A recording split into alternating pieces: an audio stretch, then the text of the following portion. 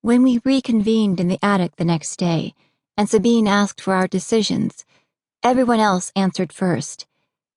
Jackson and Vince, that knifing smile. Yes. Cordelia and Katie, a solemnity, a series of quick, fluttering blinks. Yes.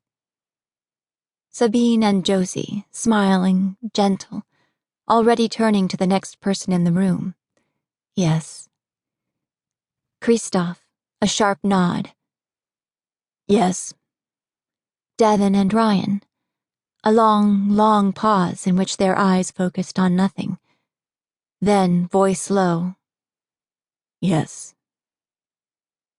I could feel the others' quiet relief, read it in their shoulders. All eyes were on Addie and me now. Addie? I said, but Addie said nothing. So I thought of Jamie.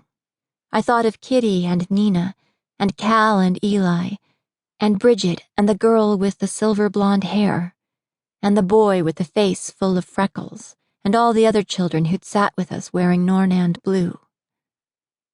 I thought of Mr. Conavent, of Jensen, of Lissa and Hallie in the basement twisting in the grip of a nurse while another prepped a syringe. Yes, I said. I didn't whisper.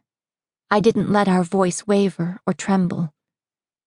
Yes, we're in.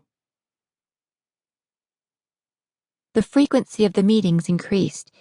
Soon we spent at least an hour or two every day at the photography shop, sometimes on the ground floor, but mostly hidden up in the attic. At first we snuck out earlier in the afternoon, keeping a wide buffer between getting back to the apartment and Emalia coming home from work. But Emalia hardly ever strayed from her schedule, and we grew bolder.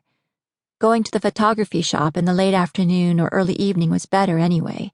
It meant the others were off work and we could all speak together. Now that we'd decided to go ahead with the plan, we actually had to work out the logistics. We talked about explosives we might use, comparing compositions and complexities and quantities needed. We weighed liquids against solids and threw out ideas that required too much bulk.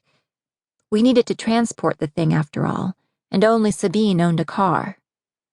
Sabine had copious notes, lists of possible chemicals and combinations and where they might be found. I spent hours trying to read through them as she and Ryan discussed what he might build to encase different reactions, and how he could connect it all to a timer to make sure the thing went off when we wanted it to. They'd mulled over attempting to detonate remotely, but Ryan was hesitant about wiring together something sophisticated enough to work long range.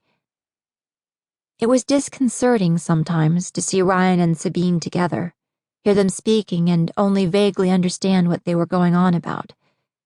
Ryan was alive during these discussions like he rarely was other times. There was no inhibition, no hesitation, no awkwardness. There seemed, in fact, to be nothing in the world but his books, notes, and diagrams. And Sabine, of course, who navigated this world as easily as he did. The two of them seemed to communicate half in code. More and more Addie and I felt out of our depth. We'd always ranked as clever, above average. We'd tested well enough to earn a scholarship to our private school, and classwork had rarely been difficult. It was one of the benefits of having two minds to everyone else's one. At the end of the day, though, we'd never bothered to study chemistry beyond what we were assigned, and this was definitely beyond our freshman syllabus.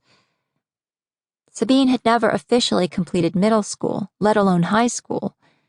Emalia and Sophie hadn't yet joined the underground when Peter rescued Sabine and Christoph, so there hadn't been anyone to forge identification.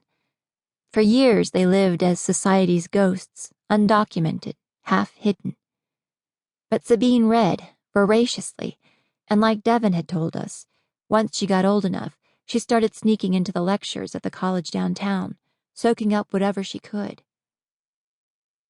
Liquid oxygen and kerosene, Sabine said one afternoon. Cordelia was still downstairs since the shop didn't close for another hour.